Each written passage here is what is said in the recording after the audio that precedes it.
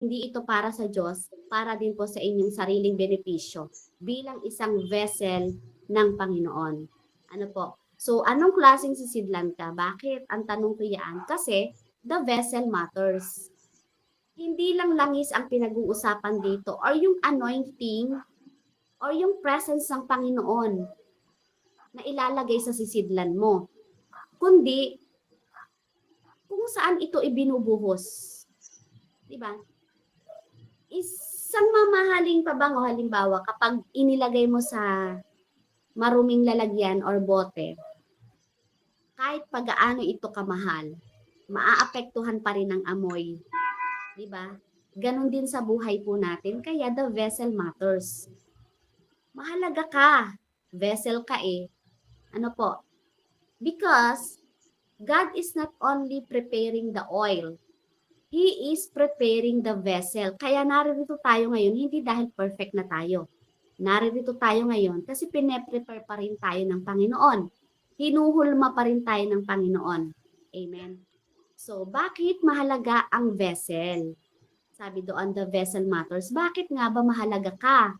Bakit mahalaga ako? Lahat tayo, bakit mahalaga? Diba? Bakit?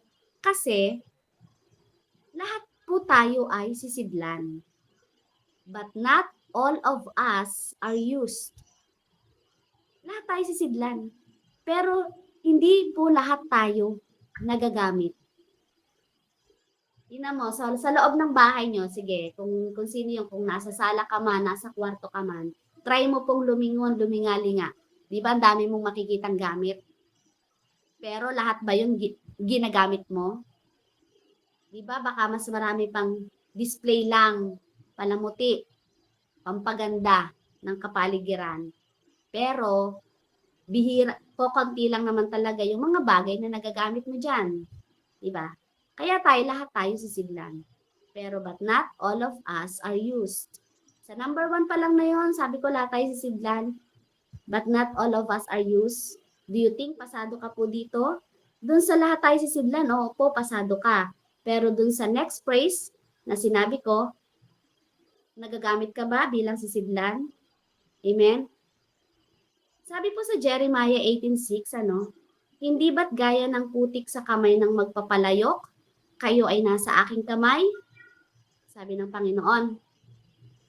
Ibig sabihin, lahat tayo ay sisidlan. Walang exempted. Ilan tayo dito po? 16? Walang hindi sisidlan dito. Bata ka man, matanda ka man, may pinag-aralan ka man, maganda ka man, o hindi man ganon, kagandahan, pero, diba, sisidlan ka pa rin, mayaman ka man, mahirap ka man. At kapag ikaw ay tinuring mo na ikaw ay vessel ng Panginoon, diba, angkinin mo na may purpose ka. Pero hindi lahat, sabi ko nga, ay ginagamit. Maybe sisidlan po lahat ang naririto. Pero hindi lahat na naririto ay nagagamit sa kung ano yung purpose ng Panginoon. Sa bahay, di ba sabi ko nga maraming lalagyan, pero hindi lahat yun ginagamit. Merong ginagamit na nakatabi, ginagamit lang for a special occasion. Tama ba? Kasi, alam mo po, lalo na mga kapanahunan dati, alam ko kung makaka-relate sila Nanay Andrea, nung medyo maliliit pa siguro anak niya, yung may mga display na mga mamahaling mga baso, mga pinggan, hindi pinapagalaw, hindi ginagamit araw-araw para pagkainan eh.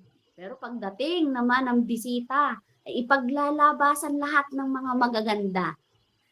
Kasi special occasion eh.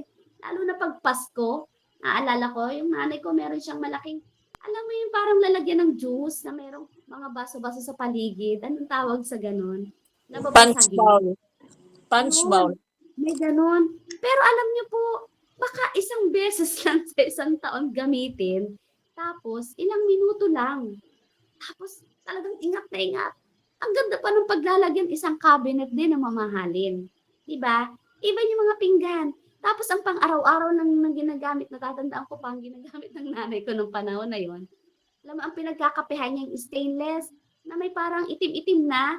Alam mo yung ang tawag doon? Kalawang, pero hindi naman siya maduming. Ekas. Ganyan. Pero gusto Sa nila aluminum, oo, meron nga. Ayun. Stainless na puti. Na 'di ba parang ano, may kalawang pa Porcelain. siya sa labas. Porcelain. Porcelain, Opo, sis. yun. Opo.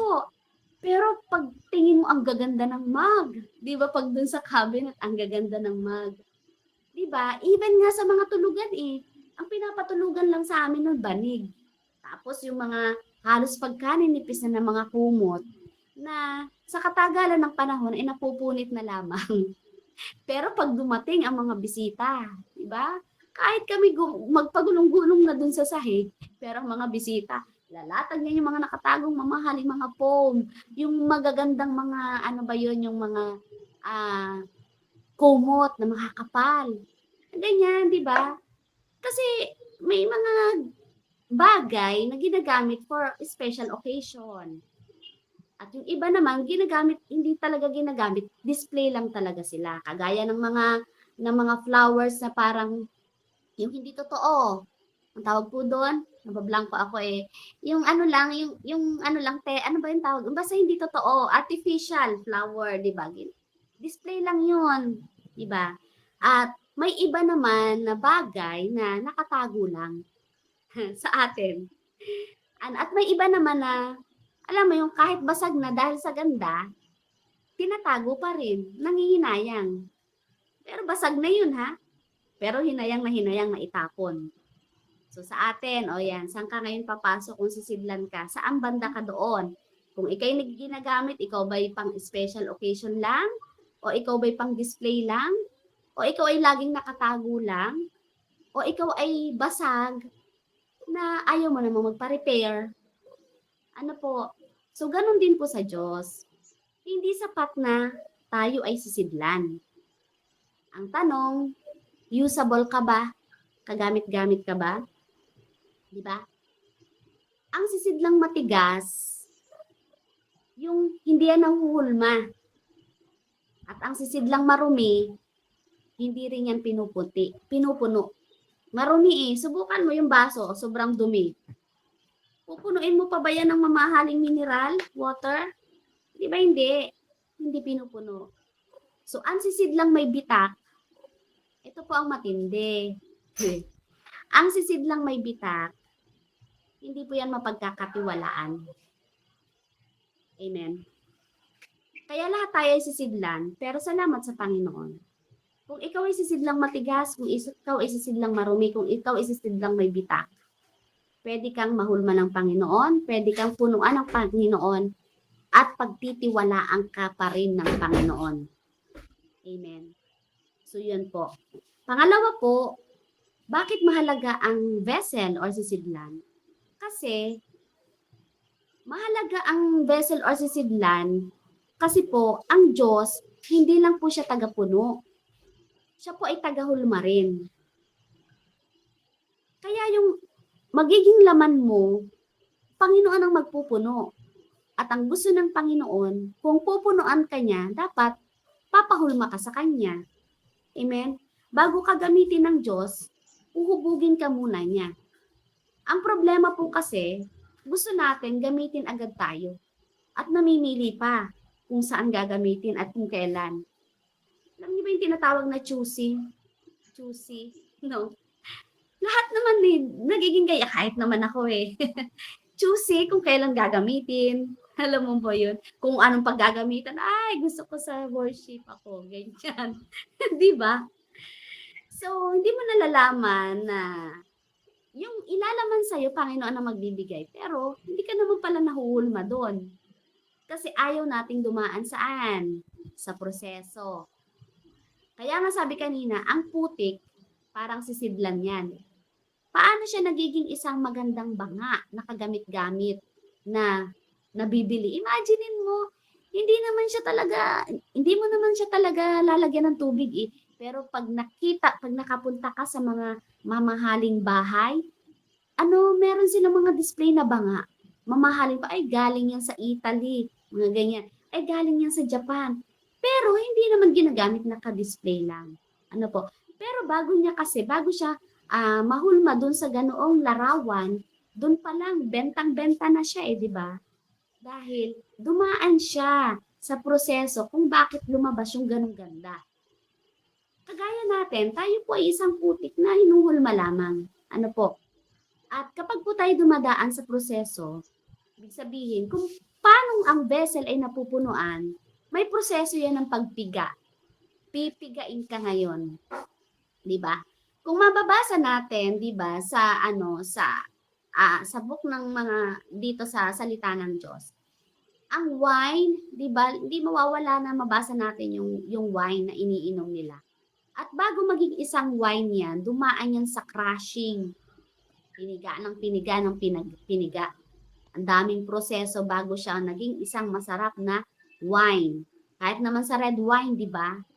Diba, bago siya naging red wine, bago naging ganun ang lasa niya, ang dami niyang pinagdaanan, ano po, na pagpiga, crushing, ganyan. Kasi hindi naman pwedeng maging red wine yung mismong buo pang grapes. Di ba? At kapag po tayo ay sisidlan na pupunuan ng Panginoon, kaya mahalaga na tayo ay dapat na nagpapahulma kasi yung proseso po natin minsan umiikot na, alam mo yung proseso kasi ng putik, 'di ba? Pagpiga, pag-ikot, 'di ba? Kaya nakikita natin, 'di ba, na habang siya ay hinuhulma ng kamay, paikot-ikot siya, hindi lamang siya nasa isang posisyon. Hindi yung taong naghuhulma ang umiikot. Yung palayok ang umiikot, dumadaan siya sa mga kamay ng taong magpapalayok. At dumadaan siya, nagiging sisidlan siya, dumadaan siya sa proseso ng pag-init sa apoy. Amen. Wait. Ayan, pag-init sa apoy. So, hindi madali ang proseso. Sino dito ang nadadalian nang siya'y maging Kristiyano? Di ba? Hindi madali. Kasi may mga something ka na comfort zone na tatanggalin ka doon. May mga something ka dati na nakagawian na lifestyle mo na masaya pero kailangan mong alisin kagaya ng pag-iinom. Talagang alam mo dati talagang buhay namin, every occasion dapat may inuman, hindi mawawala ang alak. 'Di ba? Bago pa magpicturan sa mukha, pinipicturan muna iba't ibang klaseng alak. Totoo ba 'yan, 'di ba? Dumaan ba kayo sa ganyan? Dumaan po ako sa ganyan. Alam mo 'yon? Pero 'di ba, ngayon na tayo ay nasa Panginoon at alam natin na tayo nagagamit, sisidlan tayo, vessel tayo ng Panginoon. Hindi madali ang proseso. Pero ito ay kailangan. It is necessary. Kailangan po ito bago ka maging vessel. Minsan nagtatanong tayo, Lord, bakit ang dami namang pagsubok kung kailan naman ako naging Kristiyano? Bakit saka ako naman nare-realize na grabe ang bigat pala ng pagsubok pero dati namang hindi ako Kristiyano, bahala na si Batman ang aking paninindigan, di ba? Utang dito, utang doon, diskarte dito, diskarte doon, di ba? Pero ngayon, grabe daming pagsubok at hindi ka humahakbang dahil baka alam mo yung kung paano ka dinadaan ng Panginoon sa proseso, kung paano mo yung susolusyonan di ba? So hindi mo napapansin, hinuhubog ka na pala doon sa dami ng pagsubok na yon. Bakit? Because a vessel that will carry glory must endure pressure. 'Di ba? Kung ikaw ay vessel, 'di ba, na dala-dala mo yung glory ng Panginoon, talagang marami kang pressure na pagdadaanan. Pangatlo, ang nilalaman, bakit mahalaga ang vessel o sisidlan?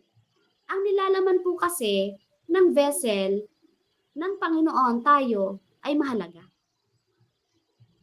Di ba? Walang ginamit ang Diyos na hindi mahalaga. Lahat tayo mahalaga. Amen. Bakit? Kasi yung sisidlan ang nagdadala. Di ba? Tayo yung nagiging daluyan. Sabi dun sa 2 Corinthians chapter 4 verse 7, we have this treasure in earthen vessels. Ang treasure po dito ay mahalaga. Pero nilagay ito sa kagaya ng sa mundo, 'di ba? Mahalaga tayo na maging vessel dito sa mundo na ating ginagalawan. Kahit na po tayo is marupok, simple lang, madali tayong magdamdam, 'di ba? At minsan agad-agad tayong nagiging emotional, Pero bilang vessel, mahalaga po tayo. Bakit? Bakit tayo mahalaga?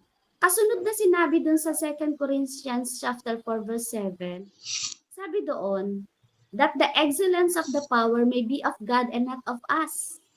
Sa Tagalog po, sabi doon, ay, palipat ko pala. Sabi doon sa Tagalog, ay, upang ipakilala na ang dakilang kapangyarihang ito ay sa Diyos at hindi sa amin. Kaya mahalaga yung sisidlan. Diba? Para ipakilala yung dakilang kapangyarihan ng Diyos at hindi ipakilala mo yung sarili mo. Porke ba talented ka? Porke ba nagagamit ka na? Diba? So, kaya malinaw. Ang kapangyarihan po ay galing sa Diyos. Hindi po sa atin. Vessel lang po tayo. Hindi tayo pinili ng Diyos dahil perpekto tayo. 'Di ba? Pinili tayo dahil nagiging available tayo sa gawain ng Diyos. Nagpapagamit tayo. So pang-apat, ang uri po, bakit mahalaga ang vessel? Ang uri ng sisidlan kasi ay nakaaapekto sa pagbubuhos. Ano po, sa Bible, may mga pagkakataon na ang sisidlan ang dahilan kung bakit may pagbuhos o wala. Ano ba yung pagbuhos na yon, di ba? Yung oil, sino po nakakaalam ng kwento nung yung widow, di ba? Doon sa 2 King. Sinabihan siya na manghiram ka ng maraming sisidlan. Ito yung balo na ang dami-dami niyang utang, di ba? Sabi ng lingkod ng Diyos sa propeta, manghiram ka ng maraming sisidlan kasi inutusan siya ng Panginoon. So, dito ipinapakita. So, anong uri?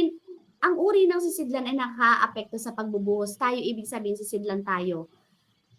Tayo po ay nakaapekto dun sa pagdadaluyan na ibang tao. Amen. Kasi dito, sabi dun manghiram ka. So, habang may sisidlan, yung balo na yon, di ba? Nalalagyan may himala. Hindi na uubos yung langis. Di ba? Hindi na uubos. So, nang maubos na yung sisidlan, tumigil yung langis. Just like us. Diba? Kung anong klase tayo, kung wala tayong kung hindi tayo nakakonekta sa Panginoon, ano yung ipapadaloy mo dun sa iba? Kung hindi ka nakakakonekta, nagkakaroon ng intimacy, paglalim sa salita ng Diyos, paglago ng character, diba? Kung lahat yun ay natigil, matitigil din yung pagbubuhos mo at pagiging daluyan ng pagpapala ng Diyos sa iba. Kagaya nung tumigil yung himala. Bakit? Kasi naubos na yung sisidlan. Diba? Hindi naubos ang Diyos ng ilalagay. Hindi naubusan siya ng ilalagay. Kundi naubos yung sisidlan. Pero salamat sa Panginoon, nang maubos yung sisidlan, nakasapat ito para makapagbayad ng pagkakautang yung widow na yon. At nagdala ito ng malaking himala sa buhay niya. Kaya tayo, patuloy tayong hindi problema kung ano yung ilalagay sa atin. Panginoon ang maglalagay niyan. Ang problema, baka limitado na yung sisidlan natin. Baka akala natin buo pa, pero hindi na pala pwedeng paglagyan. Bakit? May butas na. Paano paglalagyan yun? Di tutulo lang yun, matatapon lang. Kaya malilimitahan. Kaya maaapektuhan ngayon, di ba? Ganon din sa buhay natin. Minsan iniisip natin, Lord, bakit parang wala ng blessing? Ikot-ikot na lang yung buhay ko. Gigising ako. Nananalangin naman ako. Na-attend naman ako ng online sa umaga. Nagde-devotion naman ako. Hanggang sa magtatrabaho ako, gabi na uli. Hintayin ko na naman ng umaga. Magtatrabaho uli ako. Pero bakit parang wala namang blessing na dumarating? Diba? Hindi kaya kinukulang na yung sisidlan mo? Check mo yung sisidlan mo. Or baka di naman pwedeng, andyan na yung blessing ng Panginoon, hindi lang mailagay-lagay sa sisidlan mo. Kasi hindi pwedeng maubusan ng pagpapala ang Panginoon. Amen. Depende sa kondisyon ng sisidlan. So, anong klaseng sisidlan ka? Ikaw ba'y malinis? Kasi dapat ang sisidlan malinis. Diba? Paano mo gagamitin ang isang baso na punong-puno ng dumi sa loob? Gagamitin mo ba yon? Iinuman mo ba yon? Kahit pa ang ilalagay ay napakalinis na mineral water, kung madumi yung paglalagyan, makakontaminate, apektado pa rin yung iinom. Diba?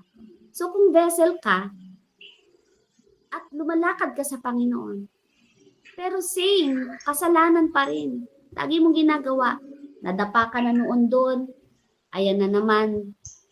Natempt ka na naman na gawin yon. Tapos aasa ka ng anointing para magamit ka sa iba. Anong in-impart mo doon sa tao? Karumihan din at kasalanan din. Kaya napakahalaga po tayo, dapat hindi lang natin sasambitin mo, Lord, linisin mo ako. Gawin natin. Magpalinis po tayo. Bakit? Sabi po sa 2 Timothy chapter 2 verse 21, if a man cleanses himself, he will be a vessel for honor. Hindi ka lang magiging pangkaraniwan na vessel ng Panginoon. You will be a vessel for honor. Makita mo, ang isang tao, kagaya niyan, yung mga naghahayag ng salita ng Diyos, sila Nanay Andrea, nakikita naman natin sa picture eh. Diba? Sino sila para tumayo doon para pakinggan ng mga tao na napakasiting kampante pang nakikinig? Sino sila? Sino ba yan? Bakit papakinggan ko yan? Kasi ang dalawa na mga naglingkod na yan nila Nanay Andrea, salita ng Diyos. Kaya, sabi ng Panginoon, you will be a vessel for honor. Walang pwedeng magsabi sa ng kahit na anong dumi. Habang ikay nagsasalita, sampaling ka. Habang ikay walang ganun. Kung malinis ka na vessel ng Panginoon, honoring din ang ibibigay sa iyo ng mga tao. Kasi yun ang ipupuno sa iyo ng Panginoon. You will be a vessel for honor. Hindi ka lang magiging ordinaryo. Ay kumare, halika rito. Hindi ganun. Diba, nagpapalinis rin tayo dapat. Amen. Pangalawa, anong klaseng sisidlan ka? Available ka ba? Kahit na anong galing mo, kahit na anong ganda mo, kahit na anong calling meron ka, kahit na ikaw pa yung anong tawag doon, lahat kaya mong gawin. Ano po? Kung hindi ka naman ready, at kung hindi ka naman available, hindi ka pa rin magiging maayos na vessel ng Panginoon. Pag sinabi sa'yo, kapatid, ipag-pray mo naman ako, ay teka't ako may lakad eh. Mga ganyan ba? Hindi available? Kapatid, pwede bang tayo naman ay mag-Bible dito? Ay teka, titingnan ko yung schedule ko kasi, alam mo na. Pwede bang ikaw ay mag-praise and worship? Ay naku, malilate ako kasi ako talagang may gagawin pa. Magluluto pa ako. Ang hirap ng ganun. Ang gusto pala ng Panginoon, alam mo yan, yung vessel na available. Imaginin mo yung tao na dumadaan ka sa matinding problema at hihingi ka ng konting oras dun sa tao at sabihan ka na hindi siya available. Pero parang yung moment na yun, parang feeling mo, mamamatay ka na sa sobrang lungkot, sa sobrang depressed, pero tanggihan ka niya dahil hindi siya available. Sakit, di ba? Paano kung gawin sa atin ng Panginoon? Kailangan mo yung comfort ng Lord. Kailangan mo yung tulong ng Lord. Pero, sinabi sa'yo ng Panginoon, anak, hindi ako available. Diba? Kaya ang vessel, napakahalaga, available yan. Available sa lahat ng gawain ng Panginoon. Available sa kanyang asawa, available sa kanyang mga anak, baka sa dami mong ginagawa, hinayaan mo na lang yung mga anak mo. Panay ang preaching mo sa iba, panay ang turo mo ng pananalangin. Pero hindi ka naman available para mag-lead ng prayer sa pamilya mo, sa asawa mo. Diba? Kailangan available tayo. Yun yung isang character na hinahanap ng Panginoon bilang vessel. Diba? Ready ka sa calling mo. Vessel ka eh. Ready ka dun sa ilalaman ng Diyos. Available yung lalagyan mo, hindi laging nakasarado. Hindi hirap laging nakasarado. Bakit? Bumabaho yung loob, hindi nakakasingaw. Hanggang sa nasisira na yung loob, nilulumot, diba? Kinakalawang. Hindi available, laging nakasarado eh. Ayaw maging open. Diba? Anong klaseng sisidlang ka pangatlo? Ikaw ba ay buo o may bitak? Sabihin po nun, May mga compromising ka pa ba ginagawa? May lihim ka pa bang kasalanan? Kita ng Diyos yan. Amen. Hindi maiiwasan yung mga maliliit na kasalanan. Ano. Pero, aware ka dapat doon at hindi mo na dapat siya binabalik-balikan. Ay, ang Diyos naman ay mapagpatawad. Lord, gagawin ko uli ito ha. Hingi na lang uli ako ng tawad. Alam mo yun? Hindi ganun. Ano po? Lalo na po sa ating mga mahal sa buhay. May mga lihim ba tayo na ginagawa pa rin? Mga delete messages. Alam mo yun? Mga itinatagong conversation. Amen. Yung mga hindi pagiging transparent. Hindi pagiging totoo. Diba? Ibig sabihin, ikaw yung sisidlan na may bitak at hindi buo. Pang-apat, anong klaseng sisidlan tayo? Mapagpakumbaba ba tayo? Diba? Ang sisidlan, hindi porke ang ganda ng mamahalin ka, gawa ka sa mamahaling bagay, maganda ka sa labas, hindi ibig sabihin malinis ka at puro ka dun sa loob. Ano po? So, ganun din tayo. Kailangan, habang tayo lumalago sa salita ng Diyos, lalo tayong nagiging mapagpakumbaba. Lalo po tayong nagkakaroon ng design, naabutin po ang ating pong kapatiran, ang lahat po ng nakapaligid sa atin. Lalo po tayong nagiging maunawain, maging yung may love. Napakahalaga nun eh. Hindi mo masasabi na mapagpakumbaba ka pero yabang-yabang mo. Diba? Kung magtama ka ng tao, wagas. Hindi pwedeng ganun. Amen? Dapat palagi tayong maging mapagpakumbaba. Kung paano napunan ang ulo mo, dapat ang nagiging dala niyan sa'yo, sa kabigatan, sa dami ng laman, dapat yuko, pagyuko, hindi paglaki ng ulo. Diba? Kung paano ka nalalaman ng kundate, wala ka naman kaalam-alam talaga tayo. Nagsimula naman tayo, wala naman tayong alam eh. Pero dahil sa tayo nga ay nagkakaisa dito, na lumalawak, nagkakaroon tayo, nakikita mo, pagpapagamit mo, gumagaling ka na palang manalangin, nagkakaroon ka na pala ng desire na ipanalangin yung kapatiran na yun, narinig mo lang yung patotoo, naawa ka ngayon. Di po ba, ipinanalangin mo, hanggang sa wala na yung gawain sa pagtulog, pinanalangin mo. Di ba? Part yun ng pagiging nagpapakumbaba ka. Di ba? Hindi yung, yan, problema niya, ganun. Ay, parusa sa kanya yun, hindi ganun. Amen. Habang tayo nagagamit ng Panginoon, nagkakaroon tayo ng alam, lalo na sa salita ng Diyos, nakakarinig tayo ng mga bagay na napapagpala tayo. Dapat, bumibigat, dumadami ang laman ng ulo natin, payuko dapat, hindi palaki. Ano yun? Marami kasing mga tao na nakagraduate ng Bible schooling, theology, alam mo yun, nagkaroon ng, ang daming naging alam, sa sobrang daming alam, nagkaroon ng sakit. Ano po yung sakit nila? Hydrocephalus. Lumaki ang ulo. Hindi po. Diba? Ang hirap ng ganun. Napakaganda po sa paningin ng Diyos na ang isang taong nagagamit na, kagamit-gamit, available, ay mapagkumbaba. Bakit? Kasi pupunuan niya ng pupunuan yan eh. Amen? So tandaan natin, tayo po ay vessel lang. Kaya huwag tayong maging mayabang. Amen? Pero salamat, sa platform na ito wala pong ganun. Wala po ako na-encounter na ganun. Dito po, sa platform na ito. Wala pong mayabang talaga. Sa totoo lang po, salamat, glory to God. Vessel talaga tayo dito. Amen? Ayan, the vessel matters. Ito na po yun. Gusto ko lang po sa inyong ipakita yung dalawang hari na kung saan ay binuhusan ng langis ni Samuel. Sino po yon? Pwede niyo pong i-type dyan kung sino yung mga nagbabasa ng Bible. Ayan.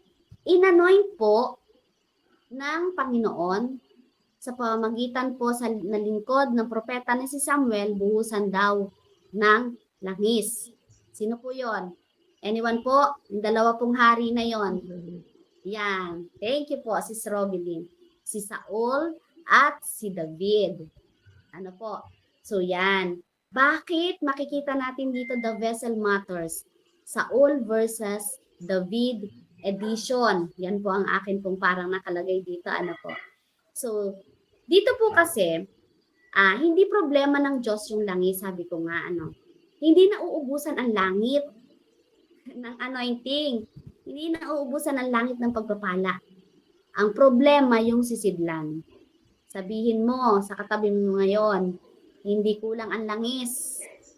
Baka kulang ang sisidlan mo. Yan, pwede niyo po lagay sa chat box kung sino yung pwede niyo gusto niyong pagsabihan or sarili niyo gusto niyong pagsabihan. Hindi kulang ang langis, baka kulang ang sisidlan ko. Amen?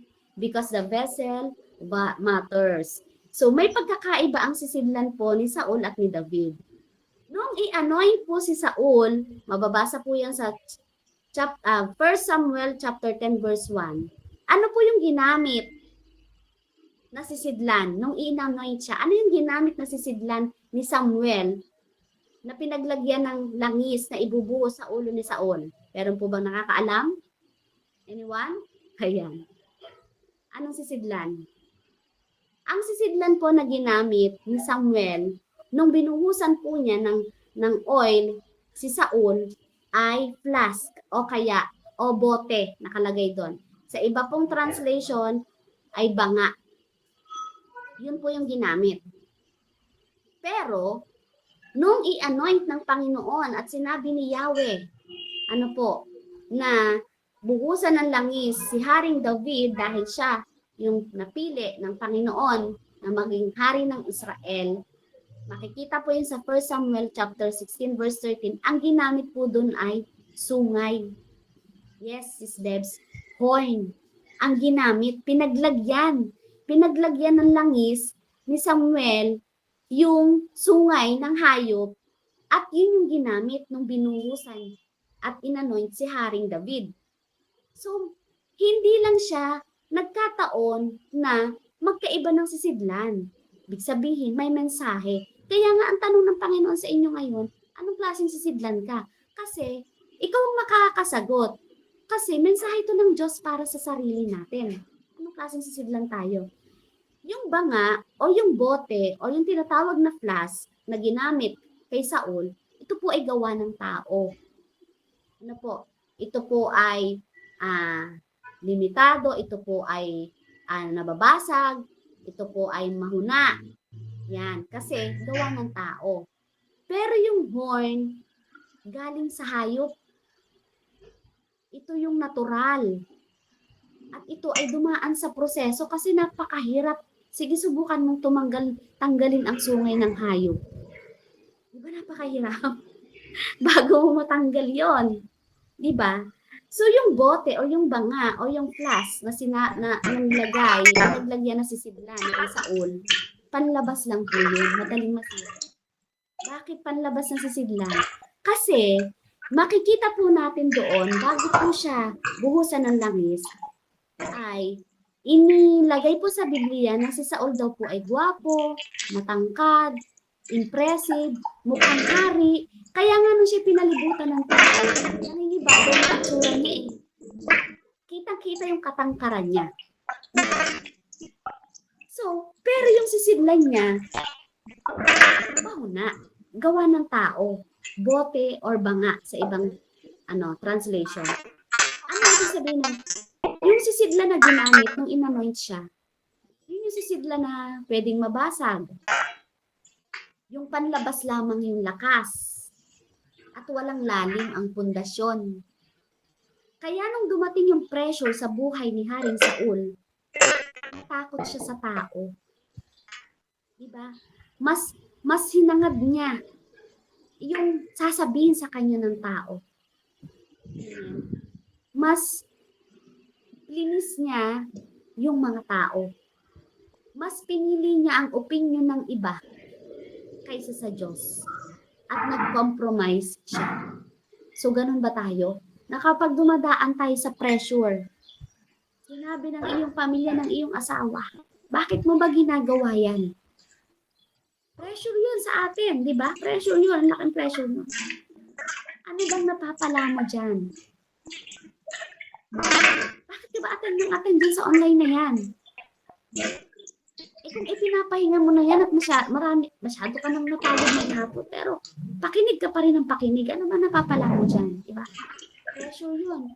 O kaya magbabible study ka, imbis na magtinda na lang, maghanap buhay na lang. Diba? Nape-pressure. Ano ba yung gagawin mo? Susundin mo ba ay tao? O susundin mo yung kapanawagan sa'yo ng Panginoon dahil alam mo may layunin na ibinigay sa'yo ang Panginoon? Amen? Magko-compromise ka ba kasi ayaw mo silang masaktan? Ayaw mo sila na parang sumbatan ka? Kaya susundin mo sila? Ipiplease mo ba sila? Yun yung kasing sisidlan mo pag yun ang ating pong ginawa. Ganong klaseng sisidlan tayo. Kaya ang resulta kay Saul, nung na-pressure siya, nawala yung anointing. Hindi dahil naubos yung langis at hindi dahil sa tinalikuran na siya ayaw na sa kanya ng Diyos, hindi. Kundi dahil hindi niya kinaya. Hindi kinaya ng sisidlan niya. Hindi kinaya ng sisidlan niya yung pressure ng nasa paligid. Minsan ganyan tayo. Hindi natin kinakaya, alam mo, yung sitwasyon na lalo na yung mga problema. Kaya ang mangyayari, pipiliin na lang natin na huwag na munang maglingkod. Pipiliin na lang natin na huwag na munang makinig. Pipiliin na lang natin na mag-happy-happy na lang. Dahil may problema ka, ang gusto mo, mapasaya ka. Hindi mo ngayon kinakaya. Hindi kinakaya ng sisidlan mo. Kaya nga sabi ko kanina, ang Panginoon na nagpupuno eh.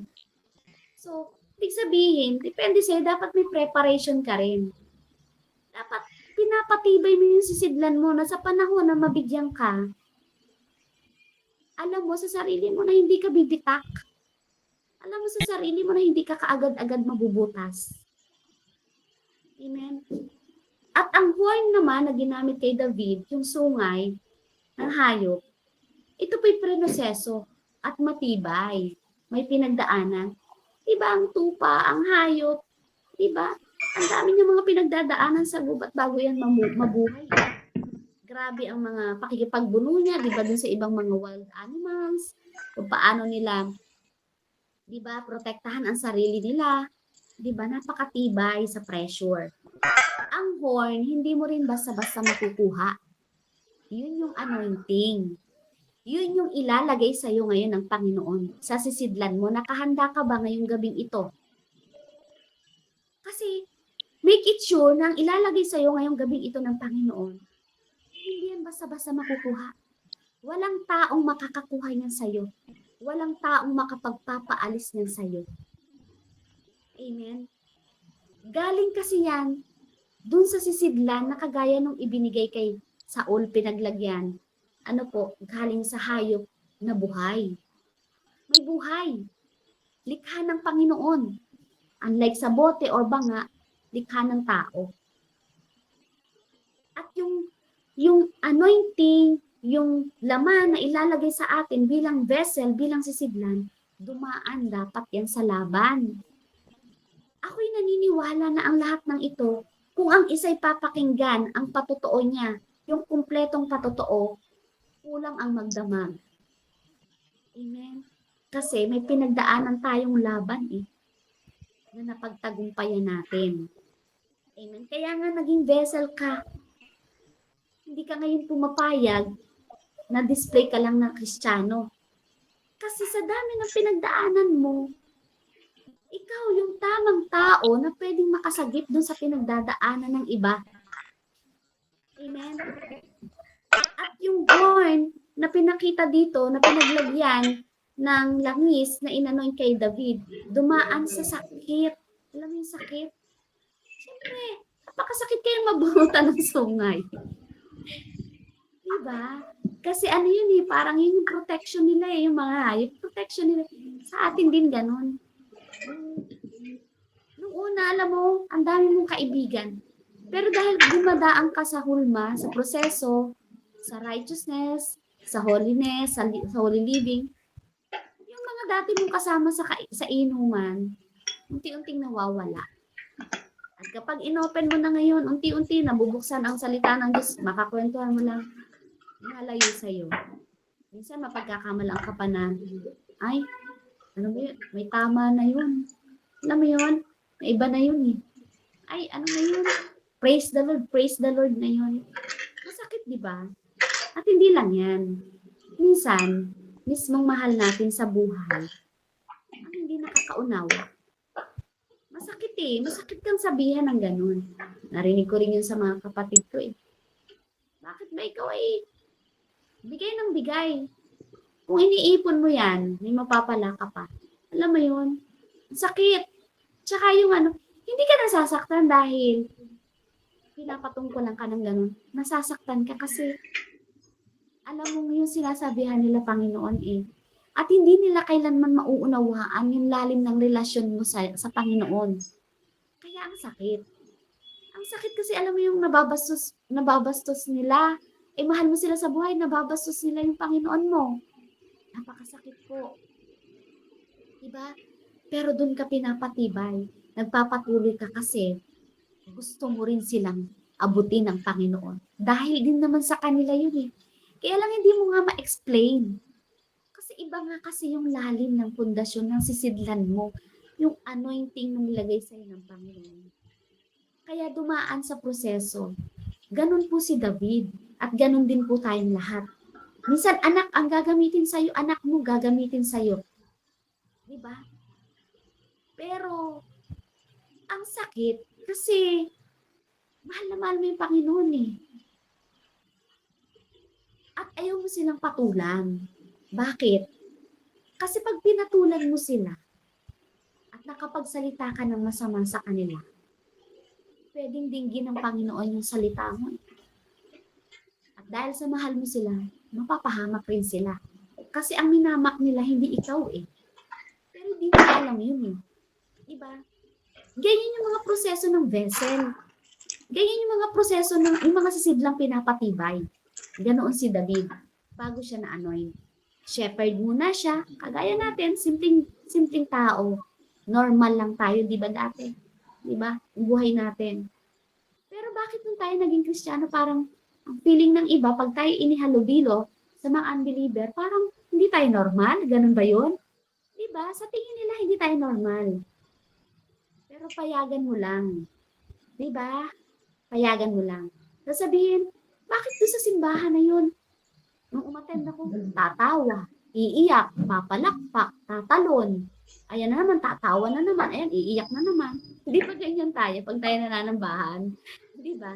Hindi nila maunawaan yun. Kasi, ganun tayo dati.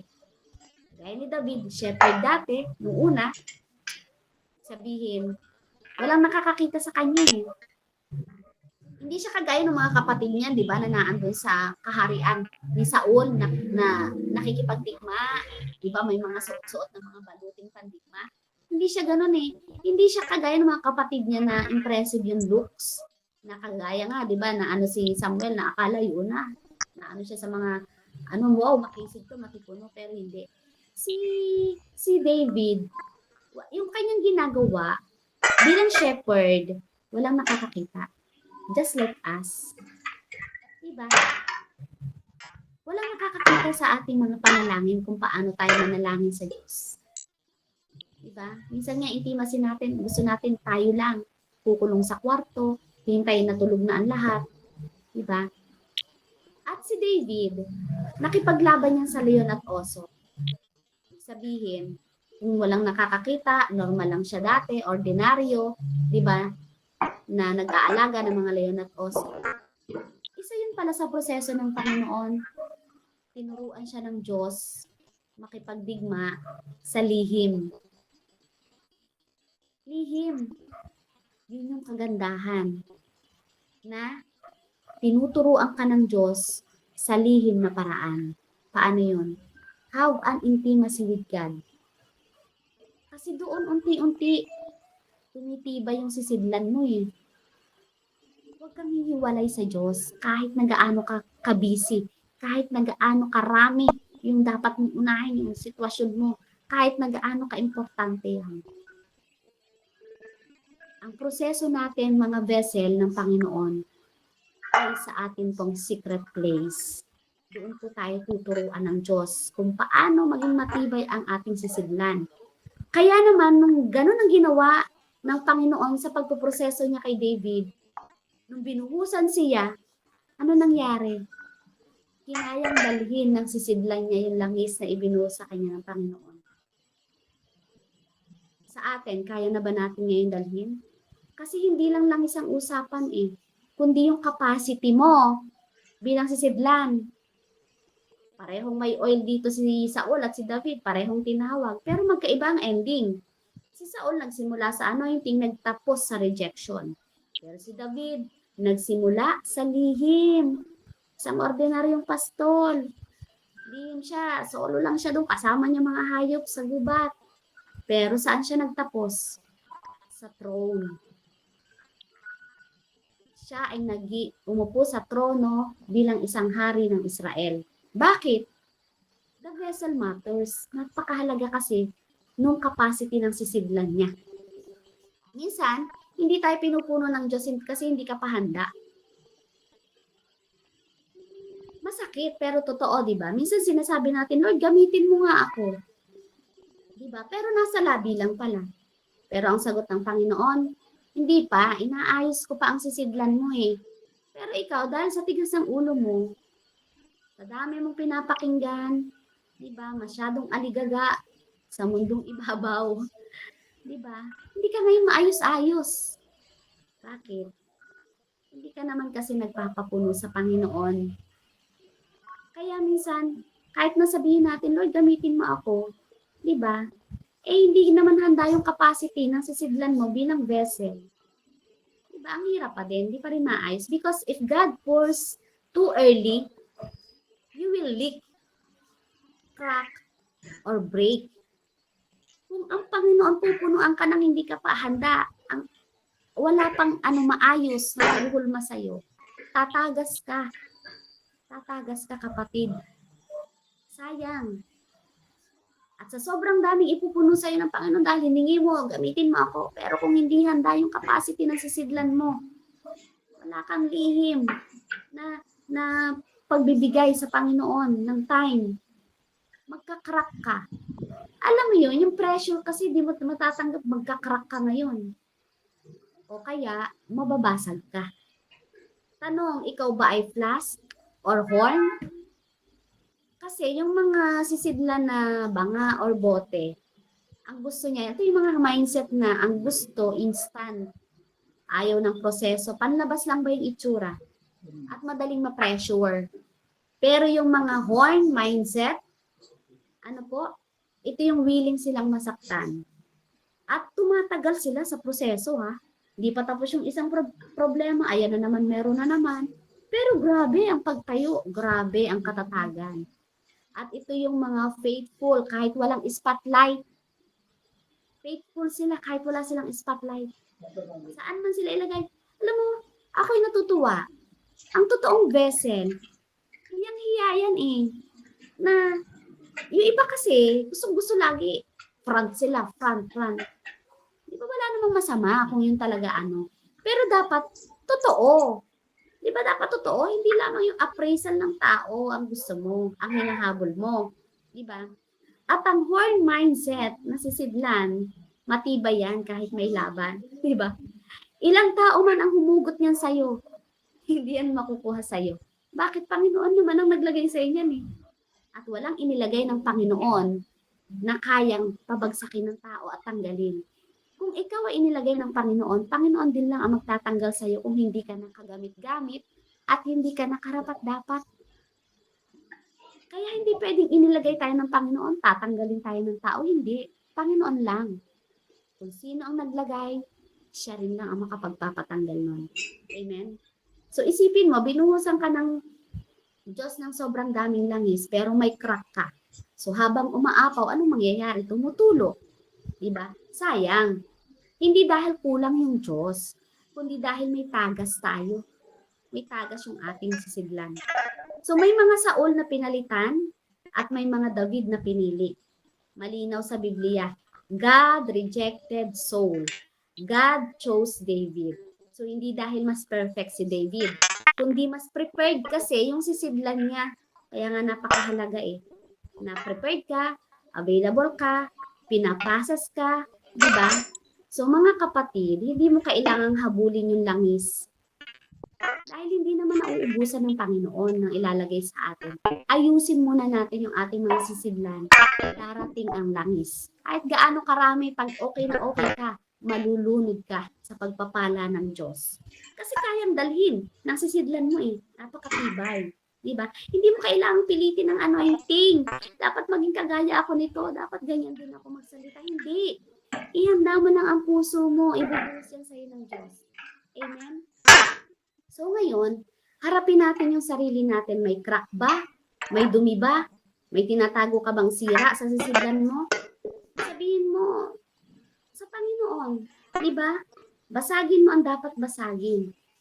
Linisin mo ang dapat linisin.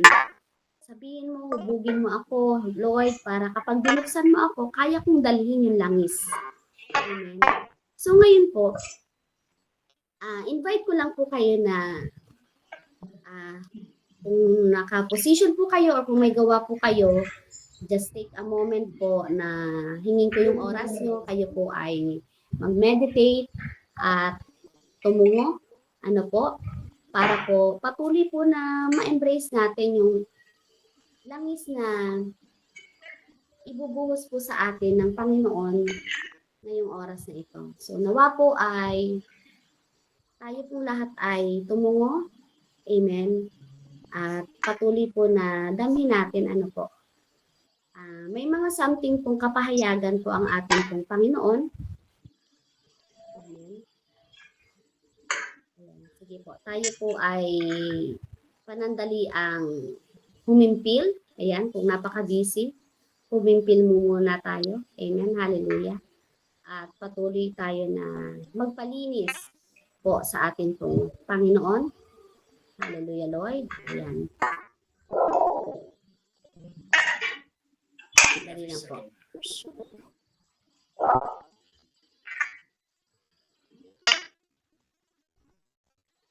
Ayan, bilang sa akin pong pagtatapos, sige po, tayo po ay mag-meditate at kausapin niyo po ang Panginoon. At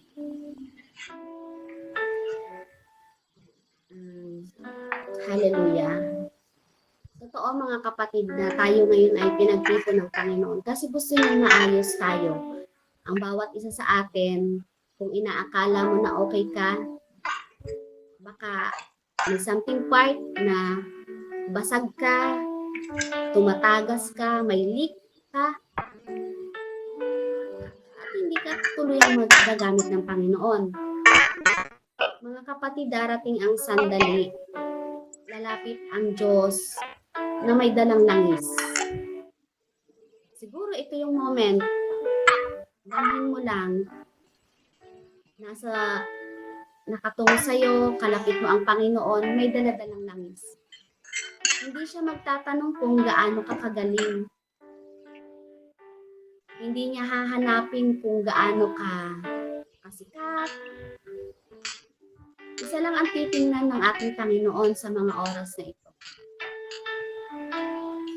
Handa ba ang sisidlan mo? Isipin mo to. Nakatayo ka sa harap ng Diyos at ibubuhos niya ngayon yung anointing sa'yo para maging daluyan ka ng napakaraming pagpapala sa iyo. At nakatayo siya, bubuhusan ka na niya, at handa na yung langit Pero biglang tumigil, hindi dahil nagbago ang isip ng Diyos. Isipin mo, hindi dahil nagbago ang isip ng Diyos, kundi nakita niya ang sisidlan mo, may bitak, may tagas, may butas. At ang masakit, hindi ka tinanggihan dahil wala kang calling. Hindi dahil, baka nga, hindi ka pa handa. So, ilang saon na ba ang bumagsak? Diba sa kwento na ating narinig? At sa mga kakilala natin, na dati kasama natin, mainit sa gawain ng Diyos. So, ilang Saul na ang bumagsak. Hindi dahil walang langis kung hindi dahil hindi kinaya ng sisidlan. At baka dumating tayo sa punto na ganon. Diba? At ilang David naman ang tahimik na pinipili. Hindi dahil sikat siya, hindi dahil kilala. Pero sabi ng Diyos, pinili kita. Just like David. Kasi alam niya, handa na yung sisidlan mo. So mga kapatid, ito po yung oras, Hindi ito oras para magpanggap ka. Hindi ito oras para magtago ka. Diba? Ito po yung oras para sabihin mo. Grab the opportunity, mga kapatid. Sabihin mo, Lord, ako to. Diba? Basag ako Sa loob ko, may marumi. Hindi perpekto, pero handa po akong ayusin mo ako. Nagpapaayos po ako sa iyo, Panginoon. Ngayong oras na ito. Kung ang isa man sa atin ngayon ay may pride pa rin, suko mo na. Kung may mga lihim, kasalanan pa rin ginagawa, at patuloy na nakakaranas ka ng conviction pero hindi mo mabitaw-bitawan. Ngayon po yung oras, kapatid. Kasi vessel ka Kaya ka nga nandito Bitawan mo na yun. At kung may mga compromise ka pa rin, tanggalin mo na po. Dahil kapag dumating ang pagbuhos, wala ka ng oras para mag-ayos. Kailan ka pa mag-aayos? This is the right time, the moment, para gawin iyon sa Panginoon. At baka nga ito na ang araw na gusto ka ng buhusan ng Diyos. Pero hinihintay niya lang na maging handa ang sisidlan mo. Sabihin mo lang ngayon sa kanyang kapatid, mula sa puso mo, Lord, ayoko maging sisidlang may tagas. Ayoko maging sisidlang panlabas lang. Ayoko maging Saul na nagsimula pero hindi ko natapos. Gusto kong maging David. Sisidlang dumaan sa proseso. Sisidlang malinis, patuloy na nagpapalinis. At sisidlang kaya mong punuin at gamitin. Kaya ngayon mga kapatid, kung handa ka, taas mo lang yung mga kamay mo, diba? There is power sa pagtaas ng kamay. Lumapit ka lang sa Kanya. Sabihin mo, Lord, linisin mo ako. Hubugin mo po ako. Basagin mo kung kailangan. Pero huwag mo akong iiwan sa ganitong kalagayan. Gawin mo akong sisidlan, Panginoon, na kapag binuhusan mo ng iyong langis, hindi masasayang, kundi aapaw para sa iyong kaluwalhatian. Amen. May mga sisidlang inaayos po ngayon. May mga pusong nililinis ngayon. May mga David na itinataas ang Panginoon ngayon. At kapag naramdaman mo ngayon yung pagbuhos ng langis ng Panginoon sa iyo, hindi po ito mapipigilan. Hindi ito masasayang. At hindi ito mawawala. Dahil sa mga oras na to, ang vessel, ang sisidlan na nakikinig ngayon ay handa na po para sa kaluwalhatian ng aming Diyos at tagapagligtas. Ikaw lamang po, Panginoon Jesus. All glory belongs to you, O God. In Jesus' name, amen and amen. Amen po. Ayan. And kasama na rin po dun yung prayer ko, closing prayer ko po.